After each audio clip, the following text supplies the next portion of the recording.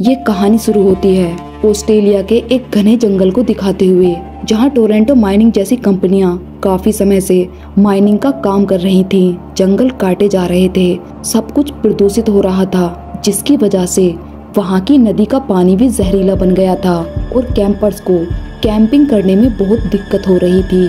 लेकिन यहाँ समस्या सिर्फ ये जहरीला पानी ही नहीं था। आगे एक कैंप में हम कुछ लोगों की लाशों को देखते हैं, जिनकी बुरी तरह से चीड़-फाड़ हुई थी और उन्हें देखकर ऐसा लग रहा था जैसे उन्हें किसी ने बहुत बेरहमी से मारा हो। ये सब कैसे हुआ और किसने किया, इसका जवाब हमें आगे मिलेगा।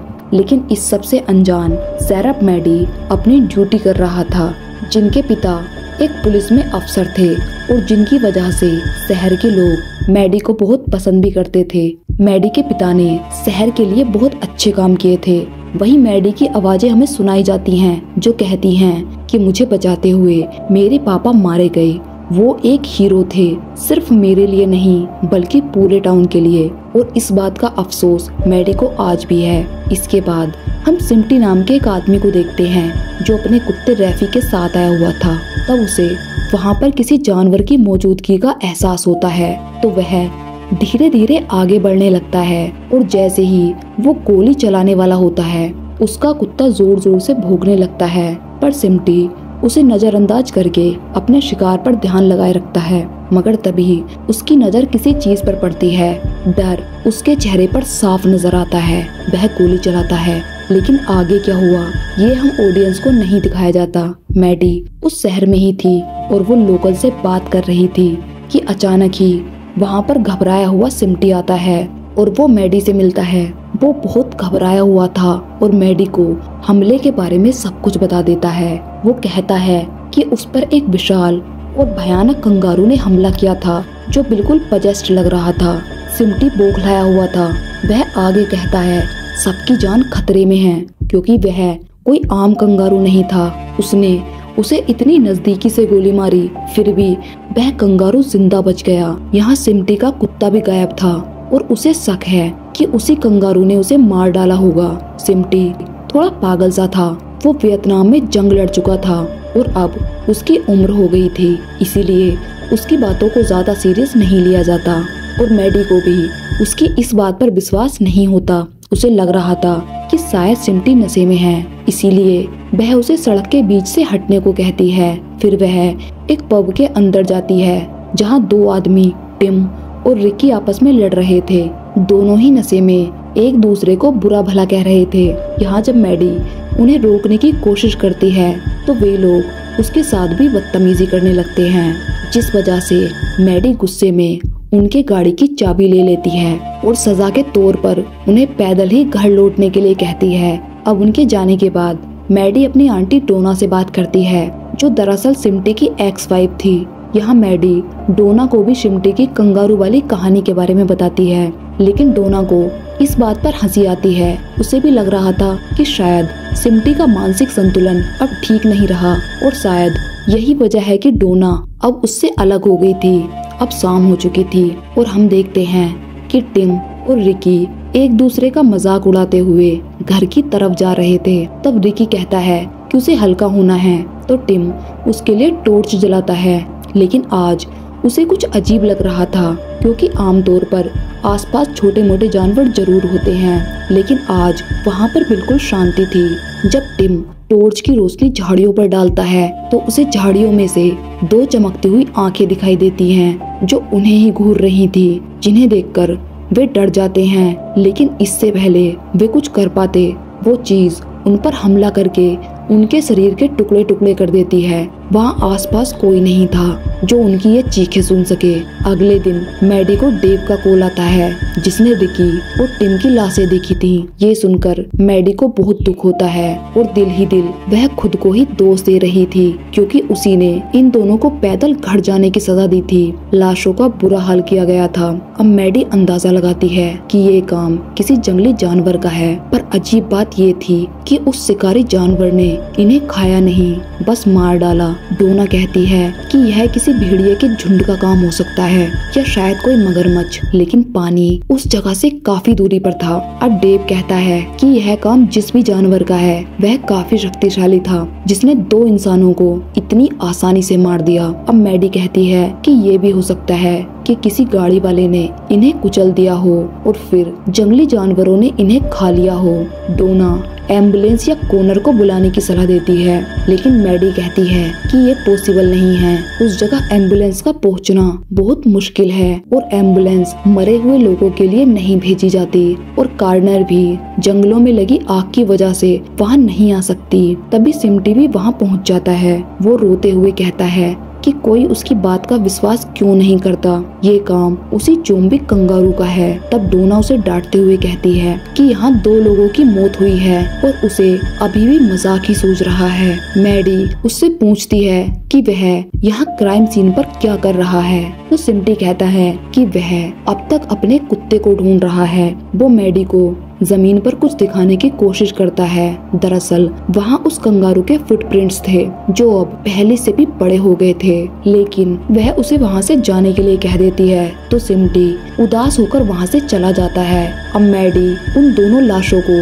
ऑटोप्सी के लिए भेज देती है। डॉक्टर्स भी उन लाशों को देखकर हैरान थे, क्योंकि ना ही उन लोगों को किसी हथियार से मारा गया था और ना ही किसी हादसे के निशान थे। इसीलिए ये समझाना मुश्किल था कि आखिर यह क्या था और किसने किया। तभी मैडी को उसके साथी का कॉल आता है, जो रूबिन विलियम्स नाम के एक आदमी के केस पर काम कर रहा था। ये आदमी टोरंटो माइनिंग में एक नया कर्मचारी था और छोटी मोटी चोरी के अलावा उस पर कई लोगों को मारने का भी केस था। मैडी तुरंत डेव को बुलाकर कहती है कि उसे रूबिन से पूछताछ करनी होगी और रूबिन से मिलने पर मैडी उससे पूछती है कि वह पिछली रात कहाँ था, लेकिन रूबिन जवाब देने से इनकार कर देता है और कहता है कि वह अपना वकील बुलाएगा।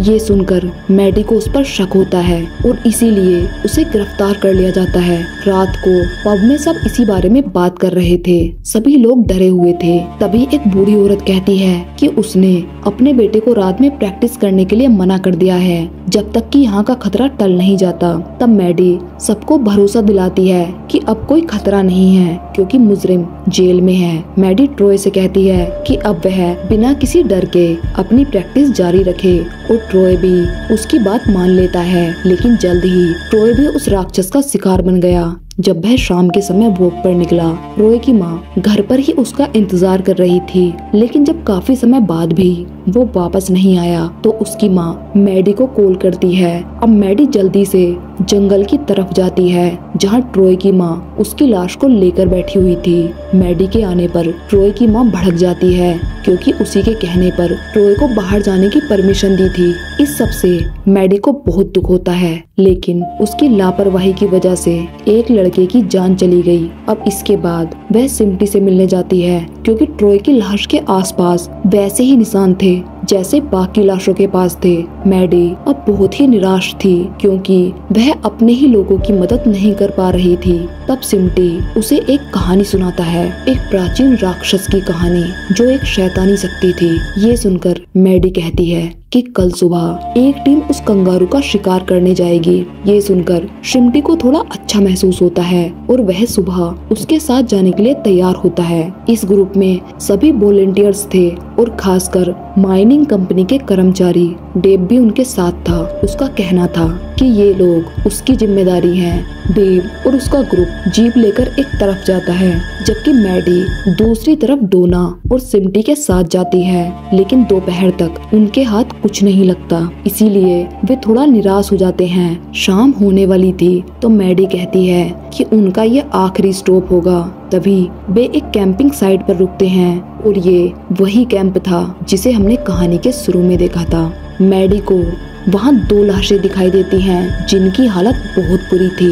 ये देखकर मैडी के होश उड़ जाते हैं और उसे अब यकीन हो जाता है कि जो भी चीज है वो बहुत ही खतरनाक है। थोड़ी देर में शाम हो जाती है, इसीलिए ये लोग वापस जाने का फैसला करते हैं। अब रास्ते में उन्हें सड़क के बीच एक बड़ा जानवर पड़ा हुआ मिलता है। ये लोग उसके करीब जाते हैं और ये एक गाय थी जिसे उस डीमन यानी कंगारू ने बीच में से खा रखा था। तभी डेव सबको अपनी टॉर्च बंद करने के लिए कहता है, क्योंकि उसे एहसास हो जाता है कि वह राक्षस वहीं कहीं आसपास है। ये सुनकर सब घबरा जाते हैं और फिर अचानक से वो कंगारू उन पर हमला कर देता है, जिससे डेव के 3 साथी मारे जाते हैं। वो लोग उस पर कई गोलियां चलाते हैं, लेकिन उस कंगारू पर उनका कोई असर नहीं होता। अब वो कंगारू डेव को मारने के लिए आता है, लेकिन तब डेव जीप में बैठकर वहाँ से भाग जाता है, लेकिन घबराहट की वजह से वह जीप संभाल नहीं पाता और उसका एक्सीडेंट हो जाता है। मैडी, शिमटी और डोना जब वहाँ पर पहुँचते हैं तो डेव मर चुका था। ये देखकर मैडी बहुत दुखी होती है, क्योंकि एक एक करके उसके लोग मर रहे थे और वो कुछ भी नहीं कर पा रही थी। वो तो आज तक इस दुख से भी बाहर नहीं आ पाई थी कि उसको बचाने के लिए उसके पिता नदी में कूद गए थे। तभी सिमटी उसे एक सच्चाई बताता है। वो कहता है कि तुम्हारे पिता तुम्हें बचाने के लिए नदी में नहीं कूदे थे, बल्कि उस दिन वे नशे में थे और पैर फिसलने की वजह से वे पत्थर से टकरा गए और पानी में डूबने से उनकी मौत हो गई। लेकिन मैडी को उसकी बात पर विश्वास नहीं हुआ, तो सिमटी उससे कहता है कि तुम खुद सोचो कि तुम तो हमेशा से ही एक अच्छी तैराक थी, तो तुम्हारे पिता तुम्हें बचाने के लिए क्यों कूदते।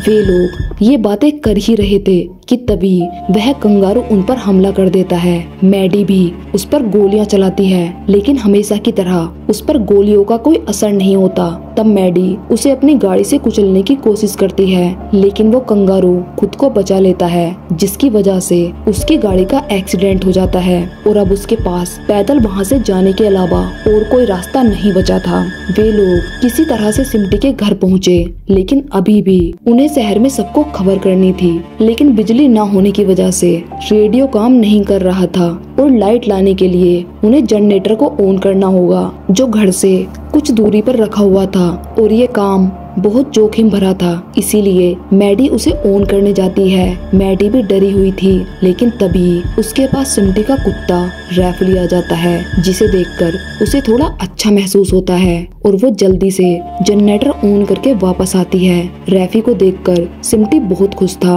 अब लाइट आने पर डोना रेडियो पर संदेश भेजने की कोशिश करती है, लेकिन कोई भी उस समय रेडियो नहीं सुनता। अब वे लोग खुद शहर जाकर लोगों को बताने वाले थे, जिसके लिए मैडी एक बार फिर से बाहर से बैटरी लाने जाती है, लेकिन इस बार उसके सामने वही कंगारू आ जाता है और उस पर हमला कर देता है। लेकिन वो लोग बड़ी मुश्किल से अपनी जान बचाकर वहाँ से भाग जाते हैं और वे सीधा शहर के बार में पहुँचते हैं, जहाँ लोग आराम से एंजॉय कर रहे थे।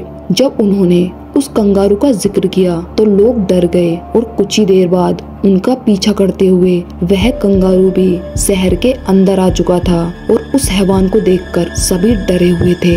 पर मैडी उन्हें समझाती है कि उन सभी को मिलकर उसे रोकना होगा, इसीलिए वे सभी तुरंत वहां से फर्नीचर को खिसकाकर सारे रास्ते ब्लॉक कर देते हैं। तभी बाहर एक पुलिस का सायरन बजता है, जिसे सुनकर सभी को थोड़ी राहत मिलती है, क्योंकि उन्हें लगा कि कोई मदद आ गई है। लेकिन वहाँ सिर्फ एक ही ऑफिसर स्टैन पहुँचा था, क्योंकि उन्हें इस बात का अंदाजा ही नहीं था कि उनका मुकाबला किस राक्षस से है। स्टैन गाड़ी से बाहर आकर मैडी को पुकारता है और उसे समझ नहीं आता कि वहाँ इतनी खामोशी क्यों थी। तभी हम देखते हैं कि वह कंगारू बिल्कुल उनके पास आ गया था और अब स्टैन भी उसके हाथों मारा जाता है, जिसके बाद वह राक्षस दरवाजे की तरफ बढ़ता है। सिमटी सबको बेसमेंट की तरफ भागने के लिए कहता है, लेकिन मैडी वहाँ से नहीं जाती और वो बंदूक लेकर उस कंगारू के आने का इंतजार करती है। डोना उसे समझाती है कि उसे अपनी जान खतरे में डालने की जरूरत नहीं है, लेकिन मैडी उसे वहाँ से जाने के लिए कहती है। लेकिन सिमटी और डोना उसका साथ नहीं छोड़ते और वे लोग एक टेबल के पीछे छुप जाते हैं। वो कंगारू उन्हें सूंघने लगता है। तब उसका ध्यान भटकाने के लिए सिमटी एक स्टिक फेंकता है, लेकिन तभी बेसमेंट के अंदर रेफी भौंकने लगता है। अब वो कंगारू उनकी तरफ बढ़ने लगता है। अब मैडी को उसका सामना करना होगा। वो बाहर आकर अपनी बंदूक की सारी गोलियां उस पर चला देती है, लेकिन इन गोलियों का उस कंगारू पर कोई असर नहीं होता। अब मैडी को समझ नहीं आता कि वो क्या करे। तभी डोना वहाँ पर लगी बैल को जोर से बजाने लगती है, जिससे राक्षस का ध्यान उसकी तरफ चला जाता है। और उसी समय सिम्टी मैडी को एक कुल्हाड़ी देता है, जिसकी मदद से वह सीधे उस राक्षस के सिर पर वार करती है और इस तरह सिर कटने की वजह से उसकी मौत हो जाती है। अब कंगारू को मारने के बाद वे सब बहुत खुश थे और मैडी ने अपने अतीत को भी स्वीकार कर लिया था। चाहे उसके पिता की मौत जैसे भी हुई हो, लेकिन वे हमेशा उसके हीरो रहेंगे। फिल्म के आखिरी सीन में हम देखते हैं कि जिन लोगों को उस कंगारू ने शिकार किया था, वे सब अब जिंदा होकर बाकी लोगों का शिकार कर रहे थे। यानी वो वायरस अब इंसानों में भी फैल चुका था और ये सब शुरू हुआ था उस प्रदूषण से। और फिल्म में यही संदेश दिया गया है